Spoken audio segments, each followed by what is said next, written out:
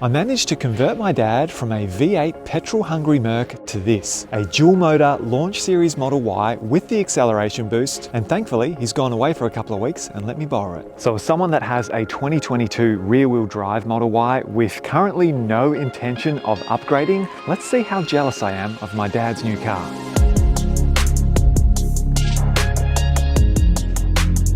Now first of all, I actually really like the Launch Series details. I didn't think that I would. I thought that maybe the badge might look a little bit tacky and maybe some of the interior details wouldn't look so good. But now that I've been driving this car, I would definitely want a Launch Series, even though it's too late now, they've ended it. But anyone that got themselves a Launch Series, I think you've lucked out. Not only did it turn out that you got great value, but just all the extra touch points. Like you've got the puddle light when you open the door at night, looks super cool. You've got Launch Series on the inner door seal.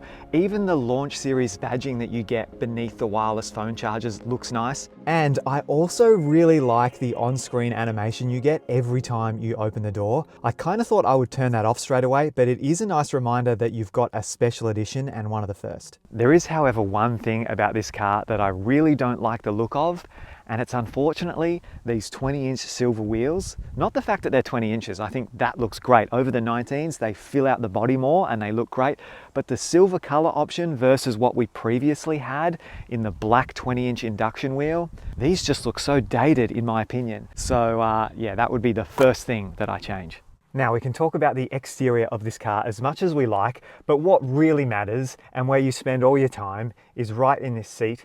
This, as a 2022 Model Y owner, is the part that I just find so compelling. All the premiumness and the updates to the materials are fantastic. The new seats are beautiful. This new steering wheel is perfect. And with the white option, the black was fine and great, but the white, as always, takes it to another level. Even the cup holders now have been improved. Not that they were bad in the previous one, but they've made them better, and you can tuck them away to make it look really neat. The phone charging has been updated, so now it works with bigger phones. This is now a magnetic close. There's no need for a clip. There's really not one single thing in this interior that I would change. So I must say, the dual motor experience when we're used to a rear wheel drive has been really nice. It almost gives the car a more premium feel because the acceleration is even more effortless than what we're used to. When it comes to the acceleration boost, which this Launch Series has, I haven't actually noticed that to make a massive difference. I think in my mind, I thought it's going to be this really big, notable performance boost, but it feels comparable to the other dual motor Model Ys that I've driven. But I still think it's really nice that this car came with that. It's just kind of one of those extra perks. And maybe if you were to take it around a track or something, you would notice a difference. But just in everyday driving and merging on the freeway and occasions where I've put my foot down, this car is unbelievably fast, don't get me wrong, but if you were kind of contemplating whether you should spend the $3,000 on it or whatever, I can't personally see that that would be worth it. And this doesn't feel as quick as driving the previous Model Y Performance, so I am looking forward to when Tesla release the performance variant of this Y. The suspension in the new Model Y has really grown on me, especially being able to do day-to-day tasks driving this for 2 weeks. I think it's actually going to be hard to go back into our 2022 Model Y knowing that we're going to feel more of those bumps in the road, feel more of the vibrations. I think the longer you spend driving this car, in all aspects, it kind of wins you over, but I think just on the suspension per se, it's not apparent straight away that they've made a good amount of improvement to it. But when you spend more time doing everyday driving, I think you can really come to appreciate it, which I have. Now, something that I do think you notice straight away when you drive the new Y is the steering. It's definitely more relaxed and has more of a natural feel to it. And when I tell people this car is such a pleasure to drive, it's actually the steering that often comes to mind. There is just something about it that feels like a nice update on what we're used to. And then there's AutoShift, which continues to remain my absolute favorite feature in the new Y as well as in the new 3. It really just perfectly simplifies the process of getting in and driving away. Now, it does get it wrong from time to time, but in our experience, maybe because we're living in the countryside and it's just more simple, it often puts us in reverse or drive when we want that particular gear. I haven't quite mastered the 3-point turn situation where it switches you from drive to reverse and then back to drive again, but when it works for you, it feels magical. So I can imagine if you lived with this car or you've got a new Model 3 and you start to get used to that it's actually a really nice feature. And the last thing that I'll add that's incredibly nice is when you pull in somewhere, all you have to do is just unbuckle your seatbelt and the car automatically goes into park. This is the Tesla difference. They continue to innovate and simplify and refine to the point where as a driver in a new Model Y, it's very good. Now, if you didn't know, this car has ultra wideband, which basically just means that it has a stronger, more reliable connection with your phone as the key to the car. So if you're someone that has struggled to unlock your Tesla in the past reliably, you're not really going to have that issue at all with the new Y. As soon as you approach the car, you can actually hear it almost waking up and responding to your presence. And it's that technology that allows the tailgate to open automatically as soon as you approach it. You just stand right at the back with your phone. Now, actually, I have found that to be a really useful feature when you're carrying boxes of things or you've done a grocery shop. But when I have been filming around the car or even cleaning the car, it does often go off unnecessarily. So it's kind of two-sided. Sometimes you find it annoying, but when you need it and it works, it's absolutely awesome. I'm hoping they can also somehow do that at the front so you don't have to get your app out. Now, a few people have messaged to ask if I preferred the stealth grey over the white. For me personally, I really like the white. I do think the white does a great job of complementing the new design updates. I feel like the rear tail light and the front light bar really is the most striking and almost the most futuristic in the white. I've also found where we live, lots of dirt roads, the stealth grey was almost impossible for us to keep clean, whereas the white, I'm finding I can get a couple of days out of it before I need to clean it. One thing, however, that every new Model Y owner is going to find is that rear light bar where the red light shines onto the grey section will show any amount of dirt. That is something, especially filming content, that I feel I'm constantly keeping on top of, but it's absolutely worth the hassle because it just looks phenomenal.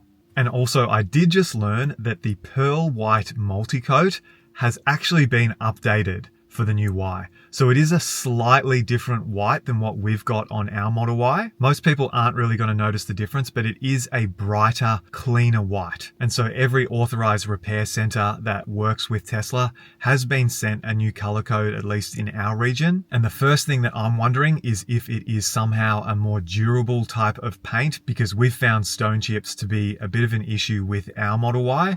So hopefully that's not so much of a thing with the new white. Now, there are some very minor annoyances that I feel are worth mentioning just to keep this balanced. They have, in fact, changed the position of the main reversing camera, which as soon as you get in the new Model Y, you'll notice because it definitely throws you off. The parcel shelf in the rear does have this really nice spot for it to go under the boot lid, but it doesn't actually sit flush. It kind of lifts it up a little bit. And I've tried all the different ways to put it in there. I also just don't love parcel shelves personally in general. So if I had a new Model Y, that parcel shelf would be going in the garage and never to be seen again until I sold it. There still is the issue with autopilot only being a one press option. So you can't revert back to adaptive cruise control. This is something that I believe I was the first to bring up, and now a lot of people in the community have spoken about it. So hopefully Tesla will update that, although I get the feeling that this is very intentional for probably safety reasons. I mean, all in all, once we get full self-driving here, I think none of this will really matter. Putting the child seat in the car was actually a little bit harder in the new Model Y because the ISOFIX points are buried much deeper in the seat. However, what is nice is that the headrest comes further up in the rear. So this is a very small detail, but if you're a parent that's putting car seats in, you can much more easily feed any straps in through those headrests. The windscreen wipers still are not perfect in the new Model Y. You will find that they come on at random times, and when it is raining, They don't go fast enough. However, having the button on the steering wheel for those wipers, you can just click it in once and choose your setting through the scroll wheel if you like. Now, I was going to tell you that the glove box opening in the new Model Y has been significantly reduced, so it does make it harder to get the USB stick in and out. However, in Dad's Model Y, the glove box is actually refusing to open. So there's clearly an issue with the latch. I have tried to reset the software and still no luck. So that'll be something that Tesla service will need to look at. Now, there does appear to be an issue with the adaptive high beams driving this car at night, at least in the countryside, because everyone is flashing us. So it's like it is blocking out the car, but it's not getting the alignment right, which results in everyone feeling like you've got your high beams on. So I have had to switch back to manual high beams for now. Hopefully Tesla can address this in a software update. I'm sure they can, because it doesn't seem to be an issue in any other Tesla. Now, one last thing that I actually thought would be quite annoying, but it's not a big deal at all. In fact, you get used to it after one day, is having to only charge the car to 80%. As someone that's always charging to 100% in our Model Y, I always felt this was a massive drawback of the long range variants. Your mindset literally just changes to 80% is the normal, and then if you are going on a long road trip, you charge it up to 100%. So thankfully, not a big deal. I wanted to run through some small details that I've really come to appreciate over the last few weeks in the new Model Y. Starting with phone calls, they are now super clear thanks to the new mic set that they've got in this car. If you take someone's phone call and they're sitting in a new Model Y, even if they're driving, you can't even tell. Like, the microphones are excellent.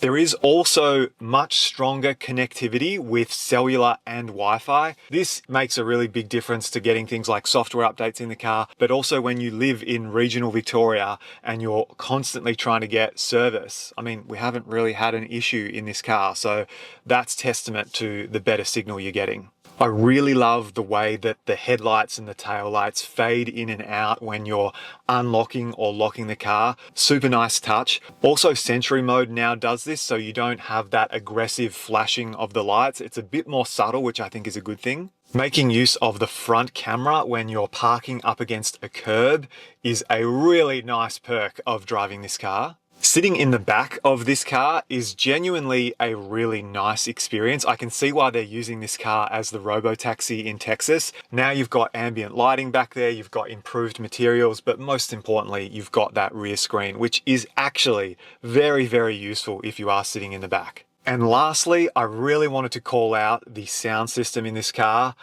It is incredibly immersive. It's a good improvement over the rear wheel drive, which is already a great sound system. And there's one song that really stood out, in my opinion, to just demonstrate how amazing the sound quality is and that immersive concert-like experience. And that's a song called Mirror by Madison Ryan Ward. So yeah, if you've just picked up your new Model Y and you want to test out the sound system, that's a good one to start with. So tomorrow is the day that we give the car back, and I may genuinely regret borrowing this car from Dad, as awesome as it's been. Once you get used to this and all the upgrades, I feel like this time is going to be really hard to go back to our car. So just last night, I was on the Tesla website looking at the configurator, trying to see if we could make it work to swap ours. But first things first will be to get back in our Model Y and just see how stark the difference is. So stay tuned for more content. I'm going to be talking with Dad to see what his thoughts are on this new car once he's had a chance to get used to it. And also, I'll keep you updated with what we decide to do.